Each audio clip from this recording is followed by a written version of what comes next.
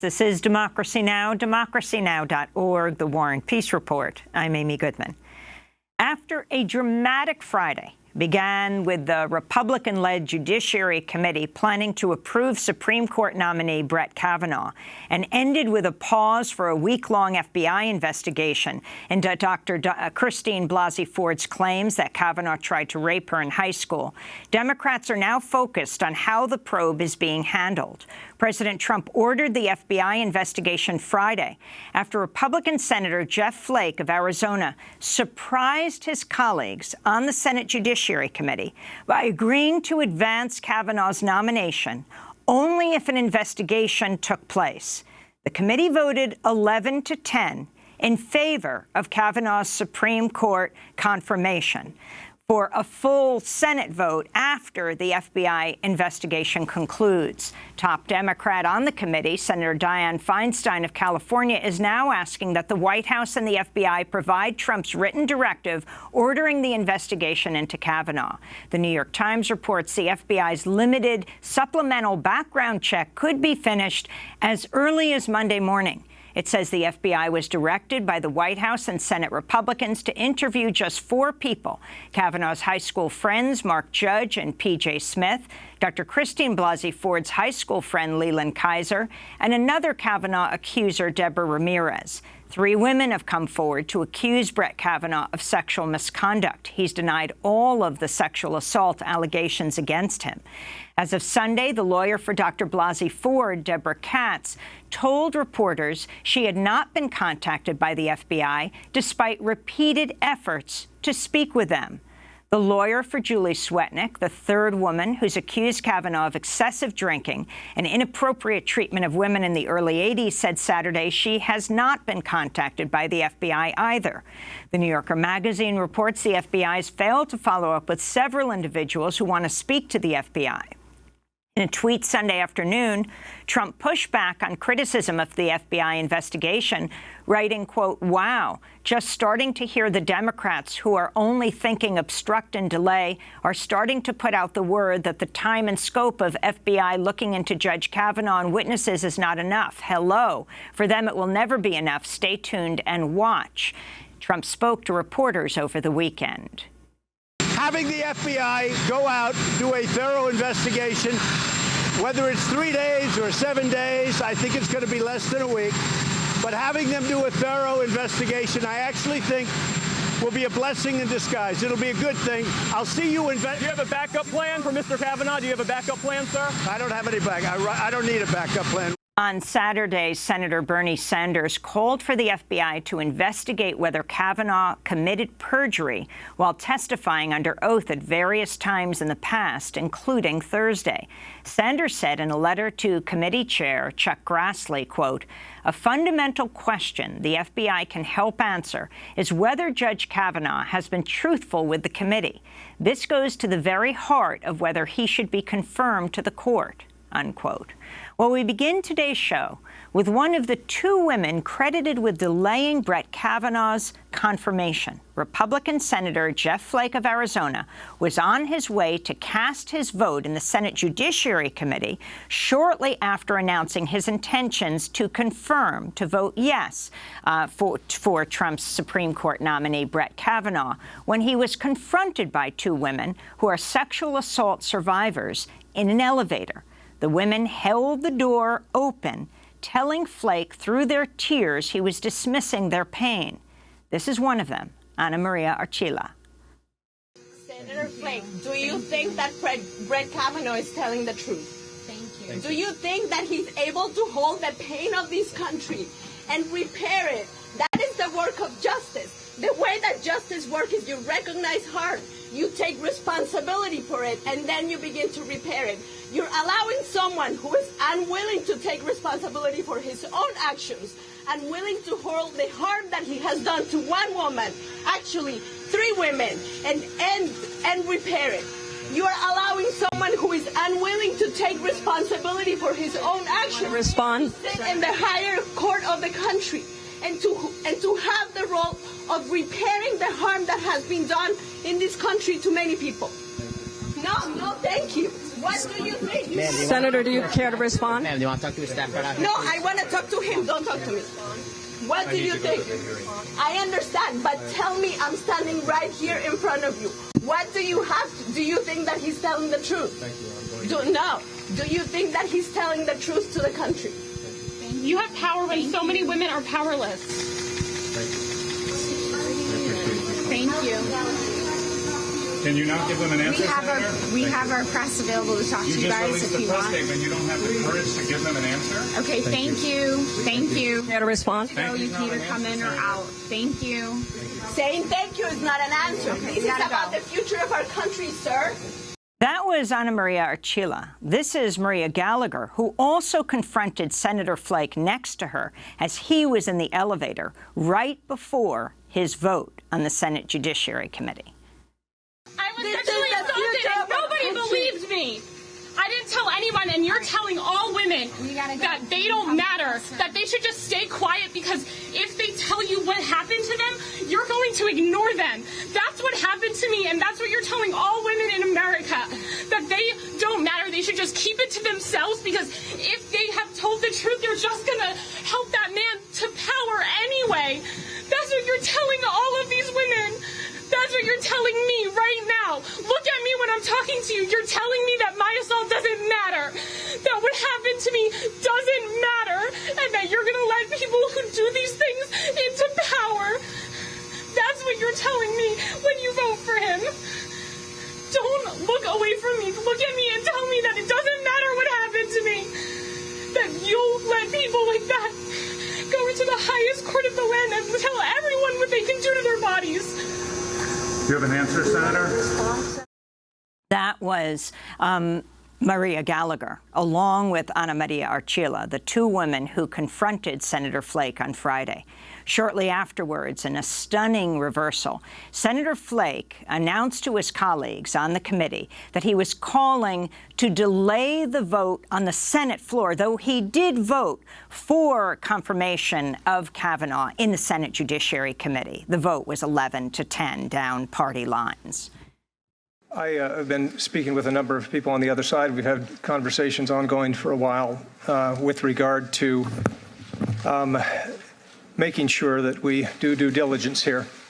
And I think it would be proper to delay the floor vote for up to, but not more than 1 week, in order to let the FBI continue to do an investigation limited in time and scope to the current allegations that are there, and limited in time to no more than 1 week.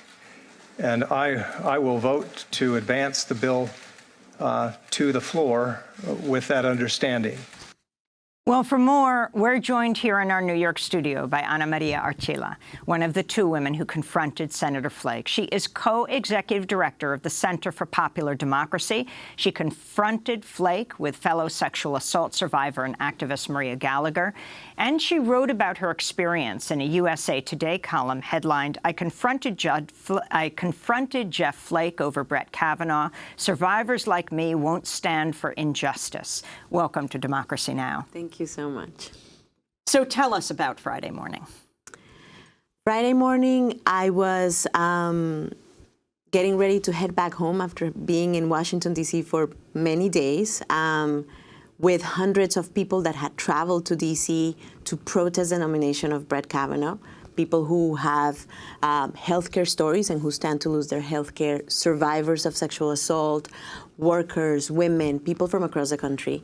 And I showed up to the Senate atrium, the building of the heart, the atrium of the Senate building, and at around 8:30, and met Maria Gallagher, who was there for the first time, someone who just felt the calling to show up and support those who were protesting. And we had time, so she said, well, someone said I should go to Senator Flake's office, and we did. I had been in front of Senator Flake's office on Monday, and it was the first time that I had decided to tell my story of survival. And it seemed important to me to go back and try to talk to him. I did not think that we were going to find him. I did not think that we were really going to be able to have this interaction with him. But I'm an organizer, and I know that we have to fight the fight up until the very last minute. That's how we exercise power together. And he had just issued his statement. Our reaction, the reaction that people are seeing in the elevator, is the reaction of Maria and I just finding out that he issued a statement and he was ready to vote for Brett Kavanaugh, even after hearing the very powerful and gut-wrenching testimony of Dr. Blasey Ford, who stood in front of him and all the Republican men and the Democratic senators to share her story because she felt compelled as a citizen, she felt compelled to share her story to protect her country.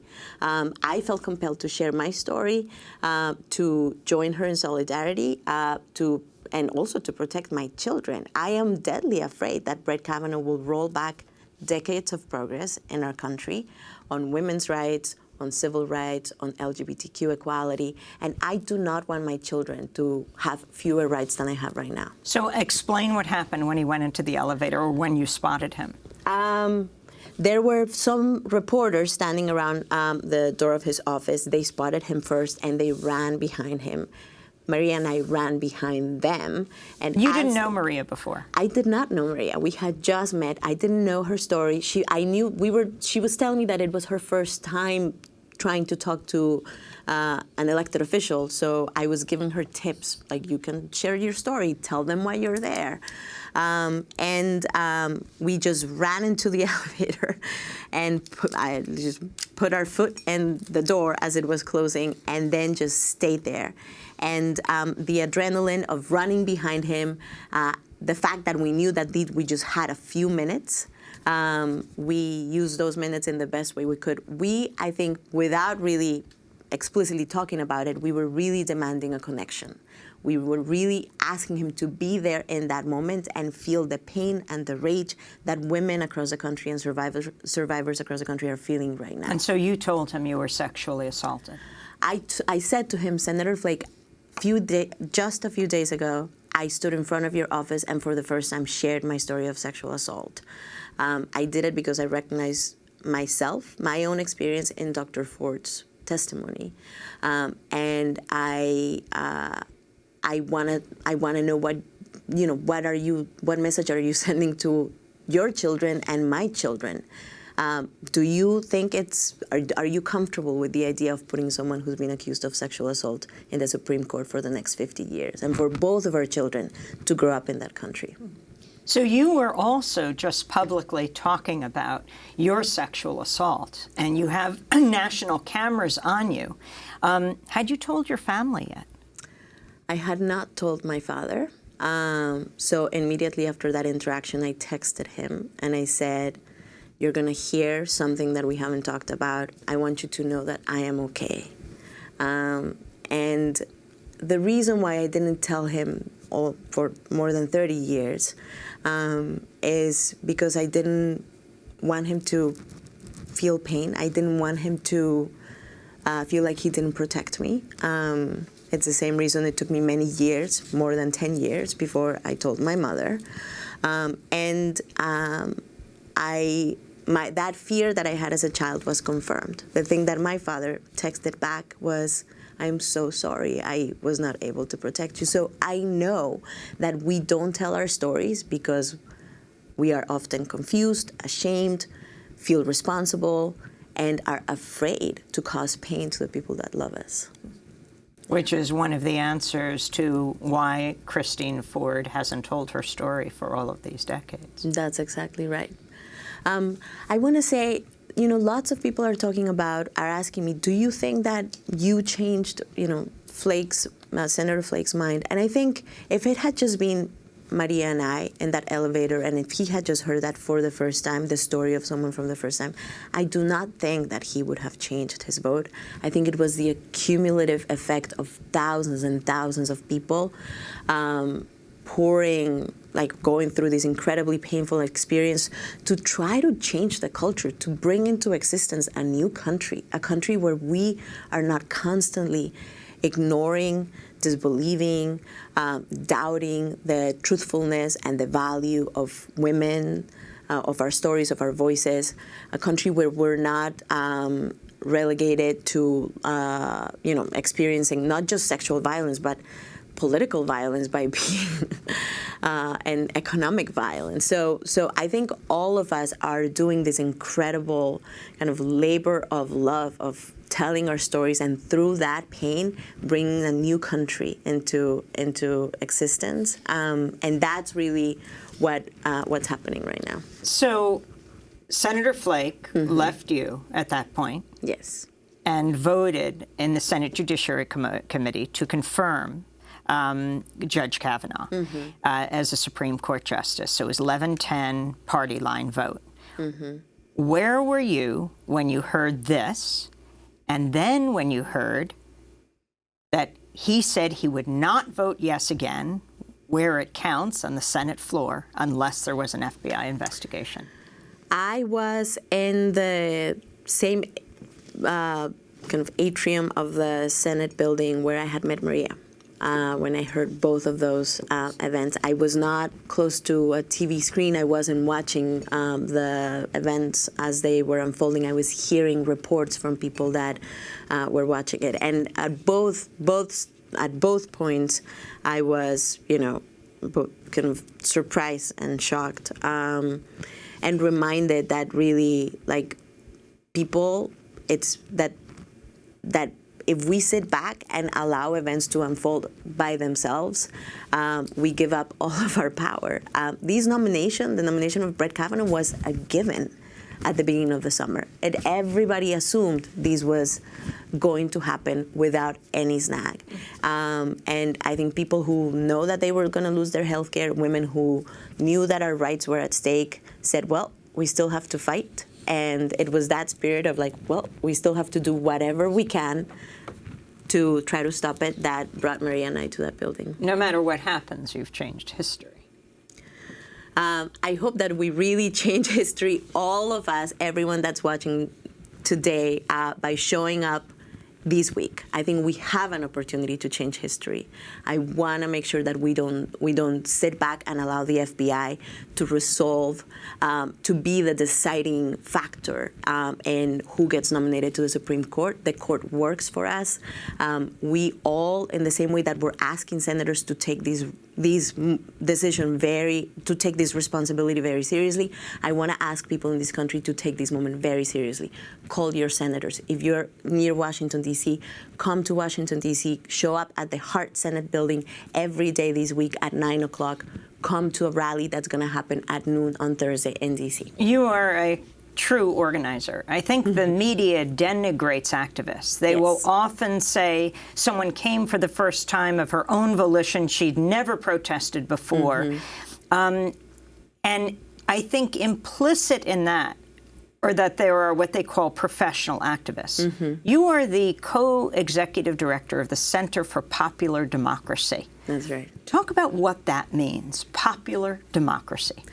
I think popular democracy is both what we aspire this country to be. We, the people at the Center for Popular Democracy, the people who are showing up for the first time, the people who have been showing up for years, all of us share this idea that democracy is not a spectator sport, that it is that we breathe life into it every time that we engage, and that it belongs to us. Is both our protective shield in some ways against corporate power, but it is also the way in which we express our love for each other and our willingness to take care of each other. So that's both of those ideas are what why popular democracy is the thing that my organization is trying to inspire people to participate in. Well, I want to thank you so much for being with us. What would you like to see the FBI ask? What questions do you feel need to be answered? And the issue of the number of people who've said they want to talk to the FBI who have not been contacted yet. President Trump says they have 1 week, and the investigation is very limited. Mm-hmm. I want to make sure that the women who were so courageous and came out in public to share their experience of Brett Kavanaugh get a full hearing, that the FBI really does everything in its power to understand their stories. I want to make sure that the investigation also reaches into all the people that were around Brett Kavanaugh at that time. I think the country deserves and we desperately need people to have trust in the court. But again, I don't want us to just give up our power and wait for the FBI to resolve these questions. I want all of us to, I want to build all of us to become a legion of elevator women across the country. Let's make sure that they look at us. Let's show up and say, look at me. Look at me. That's what social movements are made of. Look at me. Well, Ana Maria Archila, you've clearly redefined elevator music. Ana Maria Archila is co-executive director of the Center for Popular Democracy. She, along with Maria Gallagher, confronted Republican Senator Jeff Flake of Arizona in an elevator just before he was to vote in the Senate Judiciary Committee, right after he announced he was going to support Judge Kavanaugh's nomination to the Supreme Court. Shortly after the confrontation, Senator Flake did vote to confirm Judge Kavanaugh, but he said he would not vote yes again unless there was an FBI investigation. This is Democracy Now! When we come back, Lisa Graves joins us to talk about what that investigation should look like and what are the parameters that are being placed on that. Stay with us.